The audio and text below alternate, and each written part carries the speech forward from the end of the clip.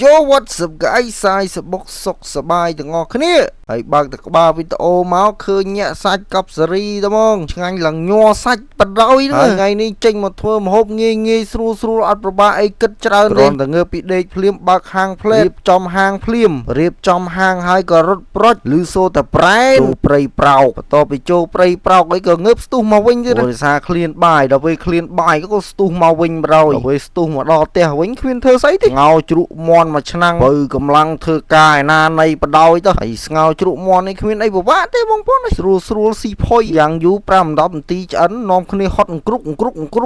បាច់ញើសខ្ចាយហើយវិធីធ្វើវាគ្មានអីពិបាកទេបងប្អូនទេដាំតែទឹកឲ្យតែក្តៅដាក់គល់ក្រីរំដេងលឹកក្រូចសើចខ្ទឹមស 2-3 កពឹសអីចឹងហើយបន្ទាប់ពីទឹកពុះហើយក៏យើងដាក់សាច់មាន់ចូលទៅហើយក៏យើងដាក់ដុំស៊ុបអីទៅហើយផ្សំគ្រឿងតាមហ្នឹងទៅយើងចង់បានរសជាតិអីយើងហូបរសជាតិហ្នឹងទៅប្រៃសាផ្អែមលែមឬមួយក៏យ៉ាងម៉េចក៏ដាក់តាមហ្នឹងទៅហើយឥឡូវនេះស្ងោជ្រក់មាន់គឺចាប់ផ្ដើមឆ្អិនហើយក៏ខ្ញុំក៏ចាប់ផ្ដើមដួសដាក់ចានយកមកភ្លក់ដែរភ្លក់នេះមិនមែនភ្លក់លំនេះគឺដាក់មួយចានកន្លងយកមកភ្លក់បើដោយសារភ្លក់តិចពេកយើងអត់ដឹងថាវាខ្វះរសជាតិអីចឹងណាតើយើងភ្លក់មួយចានកន្លងទៅដឹងថាវាខ្វះសាបឬមួយក៏ខ្វះប្រៃអីចឹងទៅបន្ទាប់ពីបានភ្លក់2 3 4 5ម៉ាត់ហើយដឹងថាឆ្ងាញ់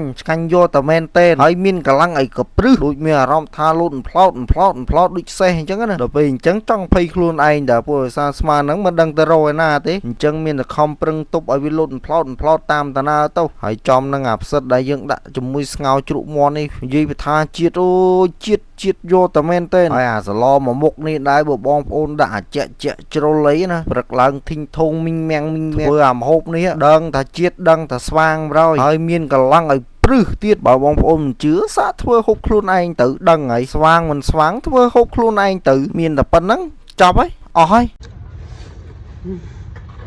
អូយហើយមិនតែមក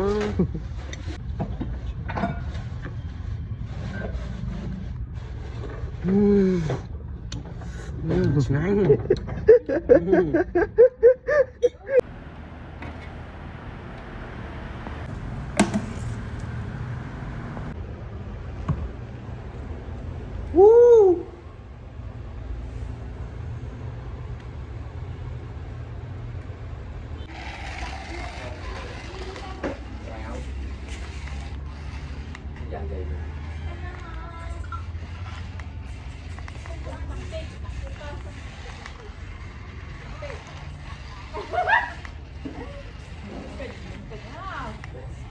លុយអត់សួរទៅលុយអត់